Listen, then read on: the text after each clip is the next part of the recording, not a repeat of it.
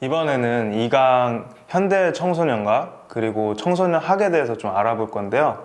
혹시 1강 보신 거 이제 기억나시나요? 1강에서 이제 저희가 뭘 다뤘었죠? 네, 청소년의 개념에 대해서 과거에 어떻게 생각했는지에 대해서 좀 알아봤죠. 그래서 이제 플라톤부터 시작을 해서 아리스토텔레스 그리고 중세 시대 때는 축소된 성인이라고 이제 좀 개념이 잡혔었고, 그리고 그 이후에 이제 18세기부터 청소년의 개념이 올바르게 정립이 되었다고 했죠. 그래서 이제 루소를 시작으로 스탠리 홀 그리고 마가렛 미드까지 이어서 저희가 배웠었죠. 그래서 스탠리 홀은 어떤 걸 좀 주장을 했었나요?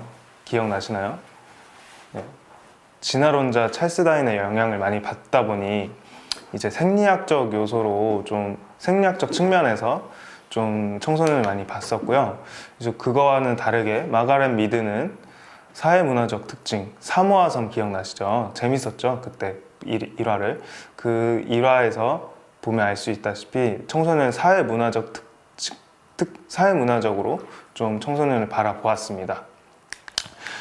네, 그렇게 해서 이제 과거의 청소년을 좀 알아봤는데요. 이제 그럼 우리가 살고 있는 지금 현대의 청소년은 과연 어떨까요? 그래서 현대의 청소년을 좀 알아보면 이제 과거에 비해서 되게 자유롭죠. 자율성이 되게 보장이 되어 있고요. 특히 성 구분이 없어졌습니다.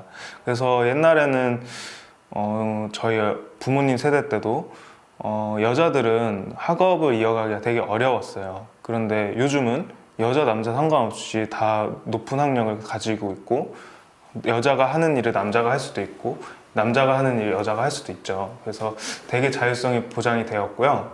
그리고 그러다 보니까 개성도 많이 강해졌어요. 과거에는 저희 가까운 과거에 제가 청소년일 때만 해도 머리도 다 똑같이 짧게 깎고 했는데, 요즘에는 두발 규정도 이제 없어지고 아무래도 두발 자유화하는 학교가 많다고 제가 알고 있어요. 그래서 이제 두발도 좀 자유롭게 기를 수 있고, 그리고 교복도 보면 옛날에는 여자 학생은 치마를 입었어야 되는데 바지를 입는 청소년도 많고, 제가 또 놀랐던 거는 교복이 반바지가 요즘 많더라고요. 그래서 되게 이제는 청소년들에게도 자율성이 많이 보장되는구나 라는 희망을 보았습니다.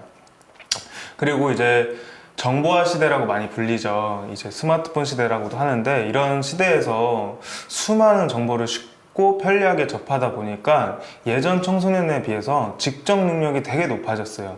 되게 쉽게 말하면 많은 것을 알고 있어요, 청소년들이. 그래서 예전보다, 과거보다 훨씬 더 직접 능력이 높다는 것을 알 수 있습니다.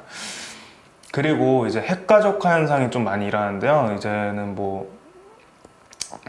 부모님과 그 조부모와 좀 살게 되는 가족은 거의 없고, 대부분 부모님과 사는 핵가족화 현상이 많고, 그리고 또 그 안에서 이제 스마트폰에 의해서 가족과의 대화가 좀 단절이 되고, 또 친구들 간의 대화도 좀 많이 예전보다 단절된 것 같아요. 아무래도 제가 이제 학교 이런 현장에서 봤을 때, 쉬는 시간에 이럴 때도 학교 현장이나 청소년 현장에서 봤을 때 이제 잠깐 이제 텀이 생기면 스마트폰을 계속 보거나, 물론 친구들과 대화를 많이 하는 친구들도 있겠지만 그보다 과거에 비해서 좀 대화가 많이 단절되고, 너무 이제 좀 개인주의적 성향이 좀 짙어지지 않았나 라고 생각이 듭니다.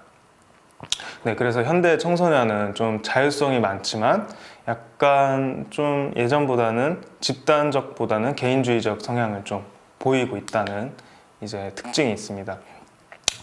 근데 이제 청소년에 대해서 이제 알아보는데, 현대 청소년은 과연 나이가 어떻게 정립이 되어 있을지 궁금하시죠? 근데 우리나라의 청소년 나이를 좀 보기에 앞서서 해외 청소년의 나이 기준을 먼저 살펴보면 재밌을 것 같아요. 그래서 우리나라랑 가까운 일본부터 보면 이제 대부분 요즘은 법에 의해서 나이가 규정되는데요. 일본은 소년법에서는 20세 미만을 소년이라고 합니다. 그리고 아동복지법에서는 18세 미만을 아동이라고 하고, 민법에서는 20세 미만을 미성년자라고 합니다. 네.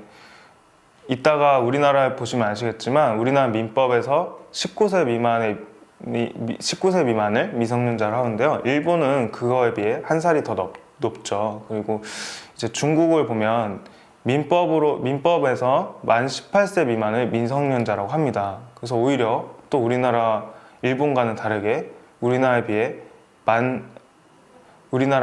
한 살이 더 좀 적죠. 그래서 만 18세 미만을 미성년자라고 보고요. 이제 독일에서는 14세 미만을 아동이라고 보고 14세 이상부터 18세 미만까지는 청소년이라고 봅니다. 그리고 독일의 유명한 청소년 연구, 셀 청소년 연구라는 그 연구에서는 청소년의 범위를 13세에서 25세로 보고 있습니다. 근데 나중에 저희도 기본법이라는 게 있는데요.